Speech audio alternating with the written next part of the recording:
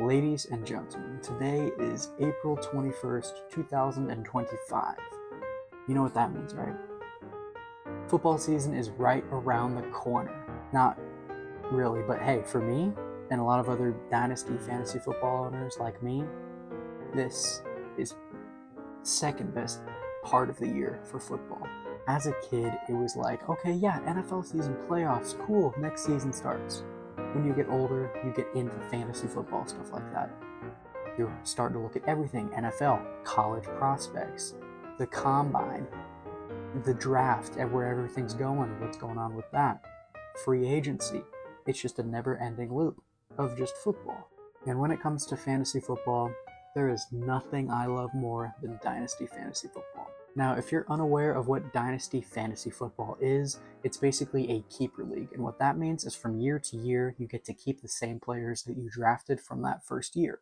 I'm currently in 2 of these dynasty fantasy football leagues, and they are a heck of a lot of fun. One of them is going into the third year, and then one of them is just starting up this year. And the one that's starting up this year is going to be our topic of conversation today.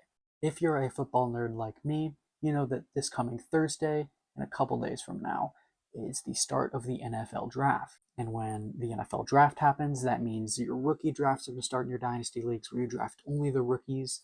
And man, trading these draft picks around is one of the best things to do. But when a trade happens, there tends to be a team that wins the trade and a team that tends to lose the trade. And what our topic of discussion is going to be is what seems to be a winner and a loser of a trade. But of course, you could be thinking, Zach, how can there be a winner and loser of the trade when nobody's been drafted yet? And my answer to that question is yes. We are trading around numbers.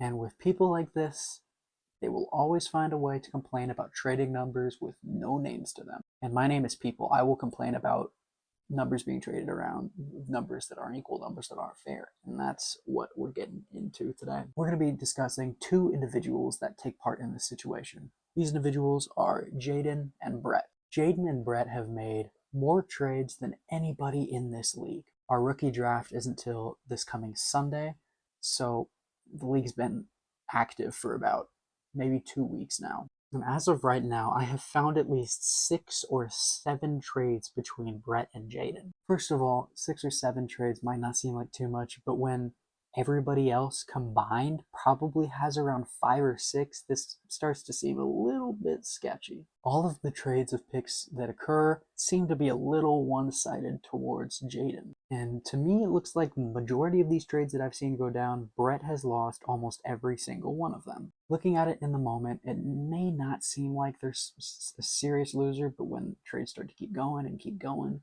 someone looks a lot worse than the other. Now, let me give you a quick little rundown of what picks Jaden has acquired from Brett. A couple of these here were not just from Brett, they're from other people in the league. There's 12 people in our league, and somehow in the 2026 rookie draft next year, so it's going to be the rookies that are not going to be from this draft class, but next year, guys like Arch Manning, stuff like that, Brett has somehow acquired 4 first-round picks in this draft. He's acquired a third of the first round yet. And of course, these picks might not mean too much because the teams that they're getting them from could end up being good. So he could get picks 8, 9, 10, 11, or something like that. Like end of the first round, which in that case, that's the best case scenario for everybody. But if it somehow goes Jaden's way and he gets every single one of these picks to be in like the top 7, he is set for the future. And now these trades that he's done have not only included picks in the future. With startup picks in dynasty leagues, the picks in the actual draft of the startup are not, they're a bit different than your normal fantasy draft, where younger guys are seriously prioritized over some of the older guys. So maybe even guys like Patrick Mahomes, who's 29 right now, he might drop pretty far, even though he is one of the best quarterbacks in the NFL. So somehow, some way, Jaden has acquired 2 7th-round picks, which are players around the range of Isaiah Pacheco, the running back for the Chiefs. He has acquired 2 8th-round picks, guys in the range of either Brock Purdy or Jalen McMillan. He has acquired 3 9th-round picks.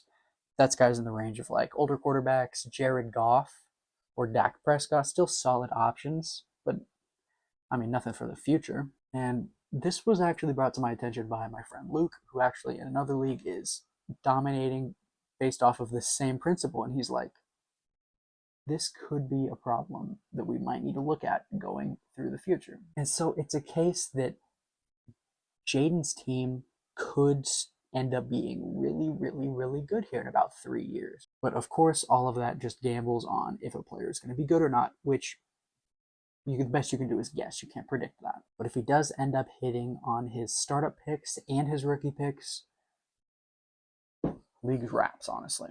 But right now, they're only numbers with no names attached to them, and we can't tell anything.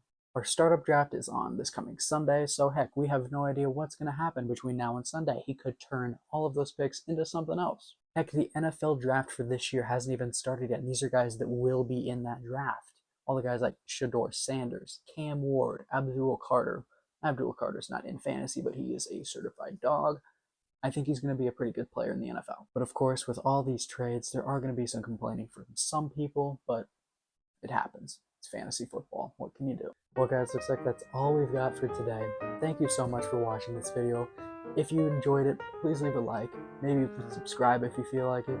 And keep updated for even more football content throughout this year. Thank you for watching, and we'll see you guys next time. Olamide Zacchaeus.